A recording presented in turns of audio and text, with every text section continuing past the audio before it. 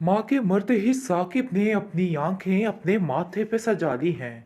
ऐसा जैसे माँ है ही नहीं थी। वक्ती तौर का रोना था और वक्ती तौर का अफसोस। इस चीज़ की समझ अब आ चुकी है इन दोनों बहनों को कि अब उनका यहाँ पे जीना बहुत ज़्यादा महाल हो जाएगा, क्योंकि अब इंतहा पार कर देगी रानी, क्योंकि उनकी माँ अब इस दुनिया में नहीं रही, जिसकी वजह से वो अब उन लोगों को चैन से नहीं जीने देगी। वो दोनों बहनें अपनी माँ को याद करके ज़ारों कतार रोती हैं कि आखिर ये सब कुछ हमारे साथ कैसे हो गया और क्या हो गया। मुझे तो समझ ही नहीं आ रही है। रानी कहती है कि अब मैं इन लोगों को बताऊंगी कि आखिर मेरी बात ना मानने का अंजाम क्या होता है।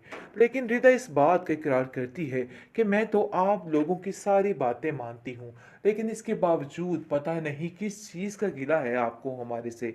मुझे तो इस बात की समझ नहीं आती है। बहरहाल जी, आप देखेंगे कि गीला शिला तो कोई नहीं, ये लड़की अपनी आदत से मजबूर है, जिसकी वजह से ये सारे तमाशे कर रही है। इसके अलावा इसका और कोई भी मकसद नहीं है, क्योंकि वो चाहती ही नहीं है कि कहीं खुशियाँ आएँ। उनकी फूफो जान को भी इसने इन लोगों से जुदा कर दिया, ताकि कोई भी इनका अपना ना रह सके और ये लोग किसी के साथ अपने दिल की बात ना कह सकें। लेकिन मज़ीद ऐसा कुछ नहीं होगा। चंद ही पल में सारा मसला बदलने वाला है, क्योंकि ज़ारून फ़िज़ा का साथ देने के लिए तैयार खड़ा है और उसको समझ आ चुकी है कि क्या मामला चल रहा है, लेकिन वो बोल नहीं पा रहा और वो जानता है कि उसकी माँ कभी भी उसकी इन बातों का साथ नहीं देगी, बल्कि यही कहेगी कि मेरी बेटी सच कह रही है और कुछ नहीं। बाकी सारी दुनिया जाए भाड़ में। इस चीज़ का अंदाज़ा बड़े अच्छे तरीके से हो चुका है अब। लेकिन जी, आप देखेंगे कि ज़रूर अब उन लोगों की मदद करने के लिए तैयार है का साथ देना चाहिए। उनके साथ अब कोई भी नहीं है। लेकिन रानी अपनी माँ का दिमाग इतने बुरे तरीके से ख़राब करती है और कहती है कि ज़रून तुम ऐसा नहीं कर सकते। लेकिन ज़रून भी ये बात तय कर चुका है और ठान चुका है कि अब जो कुछ करेगा वो अपनी मर्ज़ी के मुताबिक करेगा, क्योंकि उसको समझ आ गई है कि उसकी बहन किसी भी तरह से उन दोनों की सगी नहीं है। वो रिदा पर जुल्म की इंतहा ढा देती है, लेकिन रिदा और फ़िज़ा को खामोशी के साथ रहना पड़ता है, क्योंकि वो जानती हैं कि अगर वो ज़रा सा भी कुछ बोली तो मामले बहुत ख़राब हो सकते हैं और इस कदर ख़राब हो सकते हैं कि हर चीज़ मर मिट हो सकती है। लेकिन जी, आप देखेंगे कि दूसरी तरफ साकिब जो है वो दिन ब दिन अपनी बहनों को इस कदर जलील करना शुरू कर देता है, क्योंकि आए दिन रानी कोई ना कोई ऐसी बात उसके कान में डाल देती है जिसकी वजह से माहौल काफ़ी ख़राब हो जाता है। लेकिन साकिब ये बातें फ़िज़ा को समझ नहीं आ पा रही और वो कहीं न कहीं कह ही देती है अपने भाई से कि आपका रवैया हम सबसे बिल्कुल बदला हुआ है।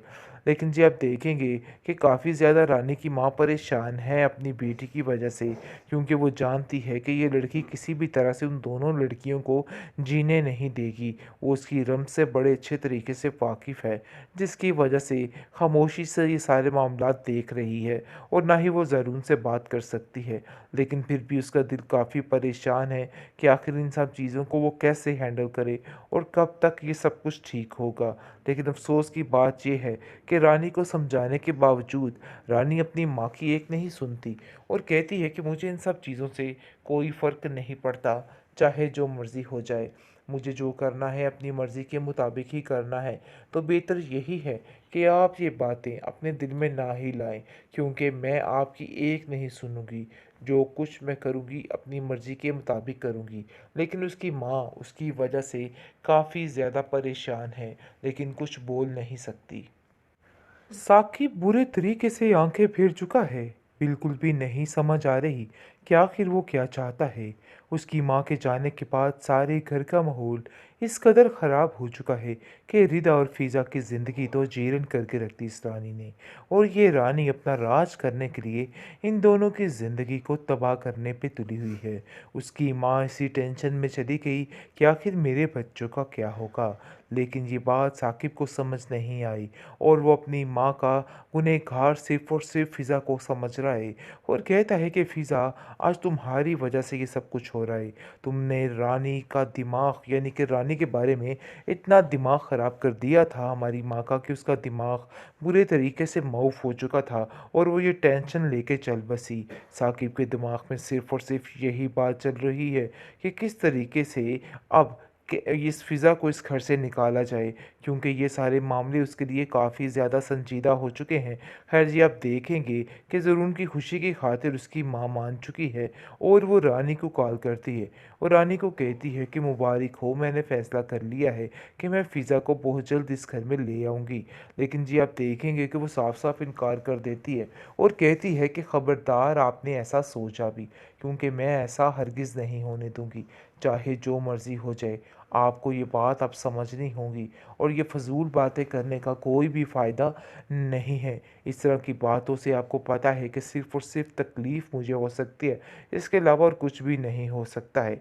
लेकिन जी, दूसरी तरफ आप देखेंगे कि जैसे ही ये बात करती है उसकी माँ, तो साफ-साफ उसको कोड़ा जवाब दे देती है और कहती है कि आप बिल्कुल गलत समझ रही हैं। भई देखिए, ऐसा कुछ भी नहीं हो सकता है। उसकी माँ कहती है, आखिर जो फ़ैसला मैंने किया है, इसमें बुराई ही क्या है? मैं अपने बेटे की खुशी की खातिर ही सब कुछ करूँगी। अब तो वैसे भी हमें फ़िज़ा और ईदा का साथ देना चाहिए। उनके साथ अब कोई भी नहीं है। लेकिन रानी अपनी माँ का दिमाग इतने बुरे तरीके से ख़राब करती है और कहती है कि ज़रून तुम ऐसा नहीं कर सकते। लेकिन ज़रून भी ये बात तय कर चुका है और ठान चुका है कि अब जो कुछ करेगा वो अपनी मर्ज़ी के मुताबिक करेगा, क्योंकि उसको समझ आ गई है कि उसकी बहन किसी भी तरह से उन दोनों की सगी नहीं है।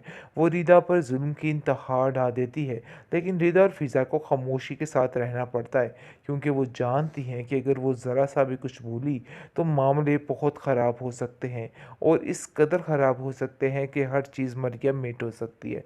लेकिन जी, आप देखेंगे कि दूसरी तरफ साकिब जो है, वो दिन ब दिन अपनी बहनों को इस कदर ज़लील करना शुरू कर देता है, क्योंकि आए दिन रानी कोई ना कोई ऐसी बात उसके कान में डाल देती है जिसकी वजह से माहौल काफ़ी ख़राब हो जाता है। लेकिन साकिब ये बातें फ़िज़ा को समझ नहीं आ पा रही और वो कहीं न कहीं कह ही देती है अपने भाई से कि आपका रवैया हम सबसे बिल्कुल बदला हुआ है। लेकिन जी, आप देखेंगे कि काफ़ी ज़्यादा रानी की माँ परेशान है अपनी बेटी की वजह से, क्योंकि वो जानती है कि ये लड़की किसी भी तरह से उन दोनों लड़कियों को जीने नहीं देगी। वो उसकी रम से बड़े अच्छे तरीके से वाकिफ़ है, जिसकी वजह से खामोशी से ये सारे मामलात देख रही है और ना ही वो ज़रून से बात कर सकती है। लेकिन फिर भी उसका दिल काफ़ी परेशान है कि आखिर इन सब चीज़ों को वो कैसे हैंडल करे और कब तक ये सब कुछ ठीक होगा। लेकिन अफ़सोस की बात ये है कि रानी को समझाने के बावजूद रानी अपनी माँ की एक नहीं सुनती और कहती है कि मुझे इन सब चीज़ों से कोई फ़र्क नहीं पड़ता, चाहे जो मर्ज़ी हो जाए। मुझे जो करना है अपनी मर्ज़ी के मुताबिक ही करना है। तो बेहतर यही है कि आप ये बातें अपने दिल में ना ही लाएँ, क्योंकि मैं आपकी एक नहीं सुनूँगी। जो कुछ मैं करूँगी अपनी मर्ज़ी के मुताबिक करूँगी। लेकिन उसकी माँ उसकी वजह से